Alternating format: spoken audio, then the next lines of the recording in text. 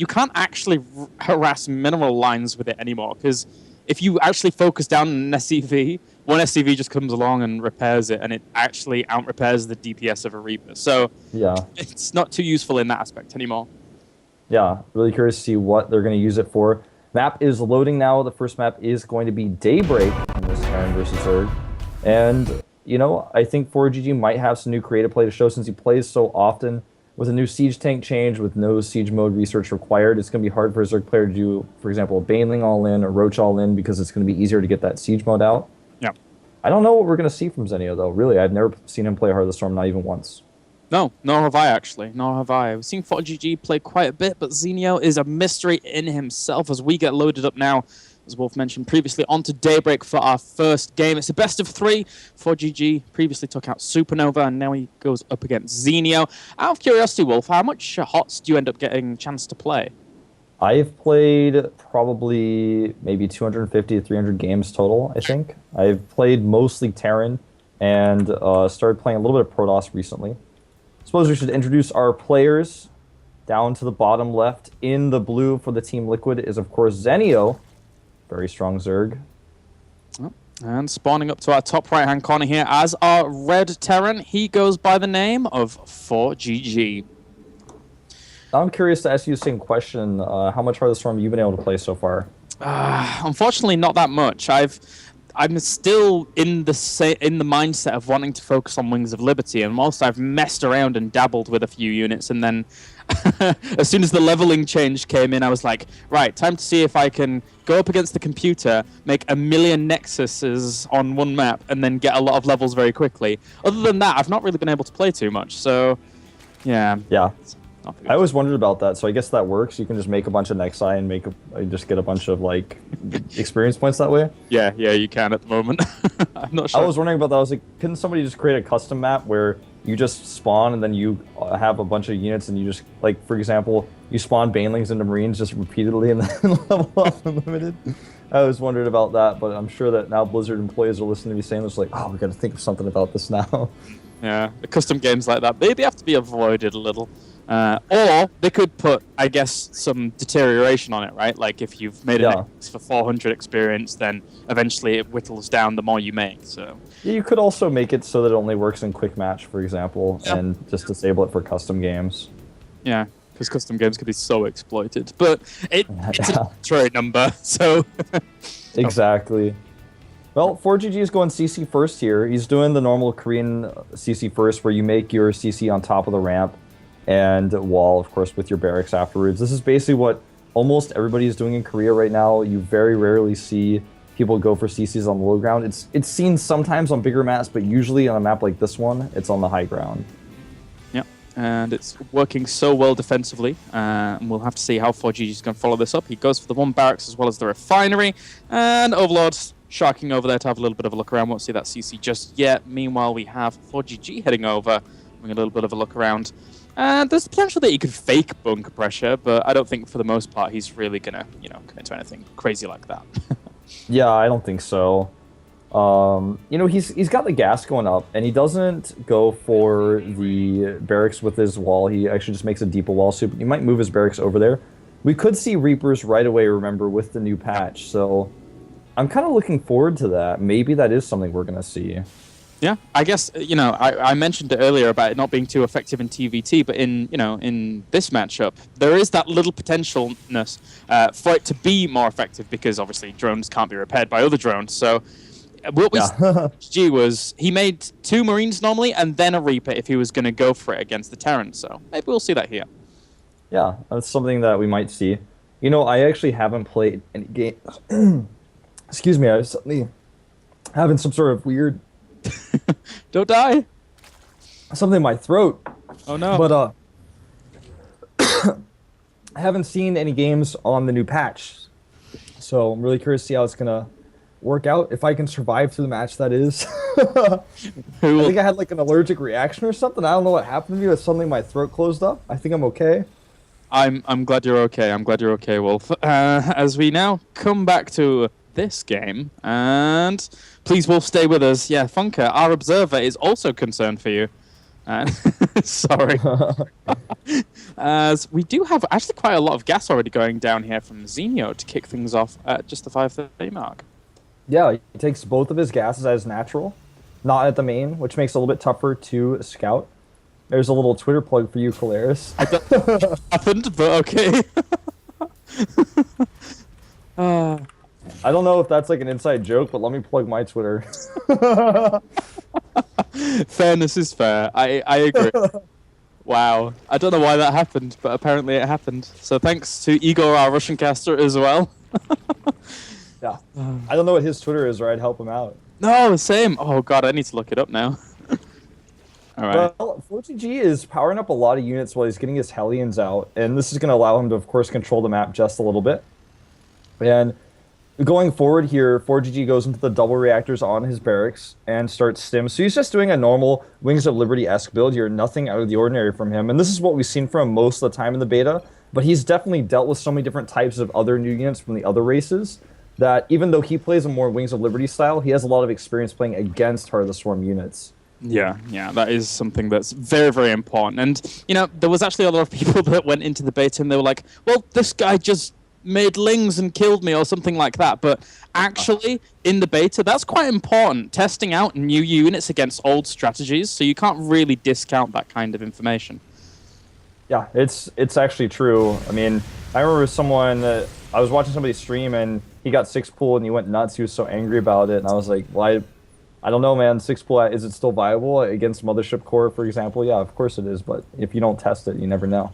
Yeah, very true, very true. Actually, I'll be honest, I was one of those people that went nuts when someone just made exclusively Zerglings for a second, then I thought, wait a minute, step back for a second. This actually needs to be done, so it's okay.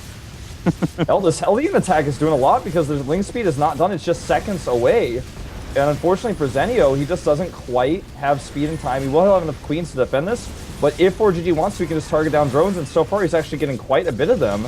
Wow, this is actually really good for him. Wow, 9 workers killed thus far. This one Hellion still staying alive, does not get the last volley. So 9 workers dead in total. So that even Yeah, 27 units killed in total as well. So, I mean, with those drones and those lings lost, this is going to be something that Zenio, of course, has to remake. He makes 4 banlings right now because he's a little bit scared about a potential follow-up attack. His third base is also really, really late right now. And we're seeing ForGG commit to Bio, so he's going to be going double engineering bay along with a ton of Marines. And I'm very curious to see how we're going to see ForGG go for this harassment, because, again, with these igniting afterburners, they've changed the name of them, so I had to check it for a second. The medevacs are so potent against this, but Ling Bane, I think, is a pretty good style to try and deal with this. Yeah, I'm really curious. You know, something we don't really see all too often yet, for example, these new medevacs, is ForGG is just walking on the map right now. He could have actually lifted the Marines in there, then boosted across to make them go faster, and then drop them again. That's something I think we're going to start seeing more and more often, to just get reinforcements across the map. I'm really excited about all the potential things in Heart of the Storm that we haven't even seen players utilize yet. Yeah. It's just a matter of thinking about little things like that. Yeah.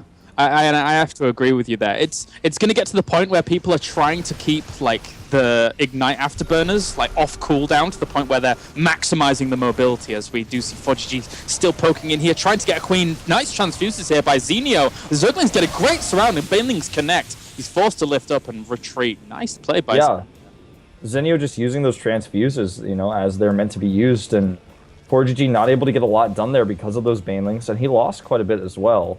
He wants to keep these Marines on the ground, keep them fighting, though, and he targets on the queen with the most energy, so no more transfuses this time, and he should be able to pick up and leave. A little bit late there, though. He only saves 1 Marine. And meanwhile, during all of that, we had a drop heading down to the south, but that was technically spotted by a Zergling. Now, will Zenio have spotted that on his map and prepared for that in his main? That's going to be an important factor. He's already got creep heading over there on his side of the main, so that's nice, but he still needs some units over there to deal with that. But no afterburners being used by ForGG just yet. Yeah, you know, he's just really using the medevac standard. I guess he wants to make sure that he has them to retreat here if he needs them, because now the mutas are out.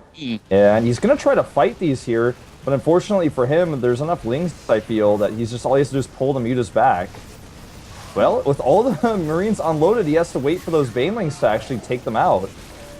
Yeah, they're on the way. They're going to try and crash into them. The Marines do get completely whittled down, and the Mutalisks clean up the rest of those medevacs. But again, afterburners here could have been so useful. And ooh, we actually have that Swarmling thingamajigger upgrade. Yeah, it's like increased life or whatever it's called. Enduring locusts. Okay. Yeah, it increases their lifetime by just 10 seconds, which is so significant when you have them streaming across the map, because when they start to go across the map, of course, that 10 seconds of time gives them so much more distance is basically all that really means. It's like, how much further can they go across the map? How much longer can they fight before they're killed? And it's also really important to note here that, you know, Mutalisks cleaning up those kinds of drops are far more effective in Heart of the Swarm now, because they do have regenerating tissues. They can get that health back super quick with those Ling reinforcements to help out those engagements as well, so they're not taking massive amounts of damage. And it's actually a scary thing how quickly Mutalisks heal up. They're full health already. Yeah, it's really important to think about that, you know, especially when the Mutalisk count gets really big and you're starting to harass, and yeah, you take some turret hits, but you fly out and you come back in with more health. And even against Protoss players, you know, just thinking about another matchup, that can be really scary. We'll see how much damage he can get done with his first group. Very Brood War style here, having an Overseer in his Mutalisk group. Yep. Not going to help him stack those mutas, of course, though, in StarCraft 2. Not too much. We have 7 Swarm hosts now on the way, barreling out. Actually, 3 are already out here, so Zenio is going for some kind of containment style with 10 Swarm hosts to kick things off, also getting range upgrade to benefit them even more for those Locusts. And ForGG, he is exploiting the fact that siege tanks don't require that siege tech upgrade anymore, and establishing himself a nice little containment hold himself across 3 bases. But you know, if he gets trapped for too long, he could find himself in a bad spot. Yeah, and Zenio, on the other hand, does he have enough units to actually hold this watchtower? I think he needs to leave. He does leave. He sends some locusts out.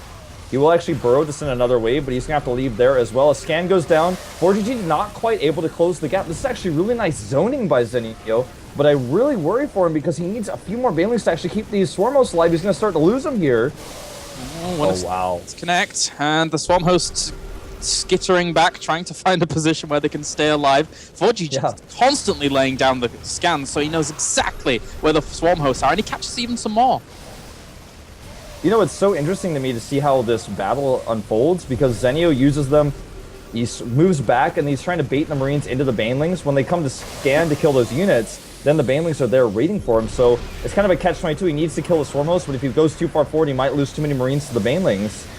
Just constant scans. I wonder what would happen if he mixed in just one Raven with all of this, but at the same time, Swarm hosts at the back being caught off by extra reinforcements for ForGG. Zerglings and banelings rolling in, trying to connect with the Marines. ForGG tries to split, but a lot of them do die off. The siege tank's going to get cleaned up completely by the Mutalisks. There's not actually that many Marines left. You could probably clean that up.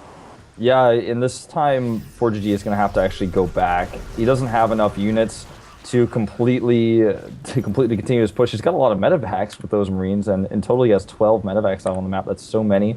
But yeah, you're right. He doesn't have enough Marines with this. He needs to get all of his Marines back, regrouped together, and go for another push. I worry, though, for Zenio. He doesn't really have enough infestors, or in fact, he doesn't have any at all, to be able to lock these Marines down. If he did, it would be much better for him. It's interesting to see how people are going to be experimenting here, but in essence, these Swarm hosts haven't really paid for themselves at all. If he'd have just, as you said, you know, mixed in infestors, this would have been probably a lot better for him. And ForGG sieging up this 4th location, I don't know how Zenio is going to be able to hold this right now. Yeah, it doesn't look like he's going to hold this 4th base, and ForGG is just building the perfect composition. His Marine count was a little bit lowered, but he has a great amount of medevacs. He has 9 siege tanks, so Zenio is in a little bit of trouble economy-wise as well, losing this base, because ForGG has his own 4th mining in the middle of the map. This is going to just get out of hand here. I mean, there's always that point where a beta comes out and, whoa, actually, I hold the phone. Zenio's just going to go for the straight counterattack with a ton of Zerglings and Mutalisks. Try and hold on, but look at the reinforcements of ForGG. That's massive. These baneling hits need to be good if he wants to take this fight, and so far they're decent. He hits not only siege tanks, but Marines as well. But it's just, there's too much DPS on ForGG's army. And again, Zenio has to turn around. He's trying to use some Storm Hosts to weaken this army, but here comes the scan. He's going to lose all of them, it looks like. Constant scan. Barely escape. Yeah, exactly. It's just skittering away on that creep, very, very useful for them. And ForGG still laying waste to all of these bases whilst trying to establish his economy even further ahead of Zenio's behind this. ForGG in HOTS, it's just a monster. He hasn't really utilized anything new in HOTS thus far, apart from maybe the Siege Tech upgrade, if you can really count that as it. Yeah, and, I mean, he hasn't used his thrusters at all. I haven't seen them, but pretty much every Marine has their own personal medevac right now with 16 medevacs on the map. And he certainly knows how to deal with Swarmos, that much is true. GG. Wow.